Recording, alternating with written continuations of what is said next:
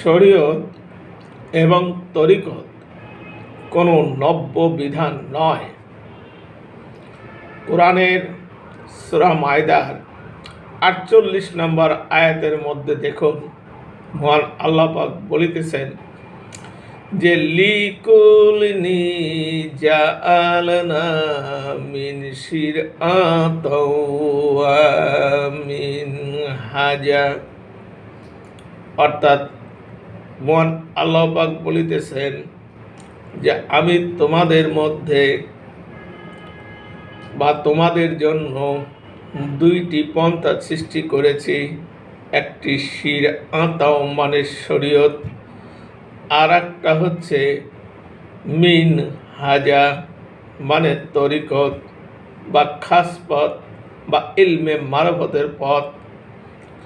আর রাসূল সাল্লাল্লাহু আলাইহি সাল্লাম বলেছেন শরীয়ত কি, তরিকত কি, হাকিকত কি এবং মারফত কি। রাসূল সাল্লাল্লাহু আলাইহি সাল্লাম বলেছেন শরীয়ত একটি বৃক্ষ, তরিকত সেই বৃক্ষের শাখা এবং প্রশাখা, মারিফত তার পাতা এবং হাকিকত তার ফল। সিরুল আসরার পৃষ্ঠা ৩৩।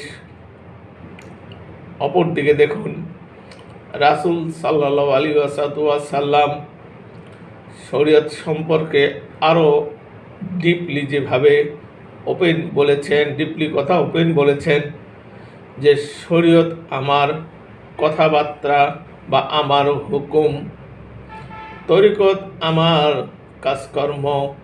অর্থাৎ শরীয়তে রাসূল সাল্লাল্লাহু আলাইহি ওয়াসাল্লাম যা করেছেন সেটা শরীয়তে করেছেন, এবং তরিকতে তিনি যা কিছু করেছেন তা তরিকতের আলোকেই করেছেন।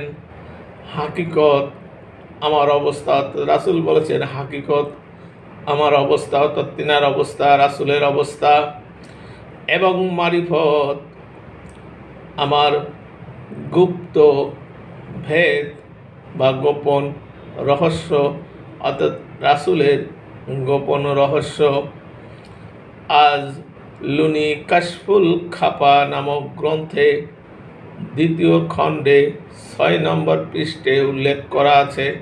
তা এখন কথা হলো, যারা শরীয়ত শুধু মানেন, তরিকতকে মানেন না, রাসূল যে বলেছেন ভাই শরীয়ত তিনার কথাবার্তা, তরিকত তার কাজকর্ম, হাকিকত তার অবস্থা, মারিফত তার গোপন ভেদ, তাহলে আপনি এটা অস্বীকার করবেন কেমনে?